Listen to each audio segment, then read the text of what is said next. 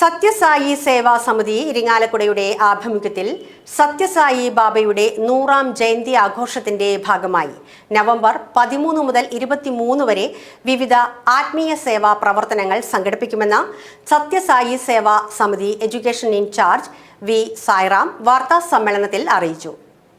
ശതഭജനാമൃതധാര, Ayurveda medical camp, പ്രഭാഷണം, mega സോപാന സംഗീത അർച്ചന, സപ്തവീണ കച്ചേരി എന്നിവയാണ് വിവിധ ദിവസങ്ങളിലായി സംഘടിപ്പിച്ചിട്ടുള്ളത്. ഭാരവാഹികളായ കാവിൽ ഉണ്ണികൃഷ്ണ വാര്യർ, ടോയ് പ്രഭാകർ, വി ശിവദാസ്, രാധാകൃഷ്ണൻ എന്നിവരും വാർത്താ സമ്മേളനത്തിൽ സംബന്ധിച്ചിരുന്നു. ഭഗവാൻ ശ്രീ സത്യസായി ബാബയുടെ 100ാം ജയന്തി ആഘോഷം ലോകമെമ്പാടും ആഘോഷിക്കുകയാണ്.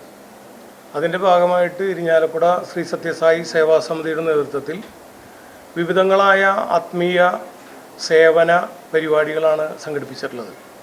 നവംബർ മാസം 13-ാം തീയതി മുതൽ 23-ാം തീയതി വരെ 11 ദിവസം നീണ്ടു നിൽക്കുന്ന പരിപാടിയാണ് നടത്തുന്നത്.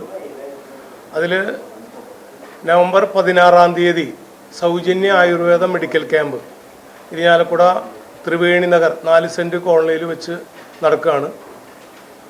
നവംബർ 19-ാം തീയതി പ്രൊഫസർ സരിത അയ്യർ പങ്കെടുക്കുന്ന സ്ത്രീ ശാക്തീകരണത്തിൻ്റെ ഭാഗമായിട്ട് കാലങ്ങളായിട്ട് സത്യസായി സേവാ സംഘടനയിൽ 19-ാം തീയതി ശക്തി സ്വരൂപിണി ദിനം എന്ന രീതിയിലാണ് ആചരിക്കാറ്. അത് ബർത്ത്ഡേയോടനുബന്ധിച്ച് പ്രശസ്ത ലോകം മുഴുവൻ അറിയപ്പെടുന്ന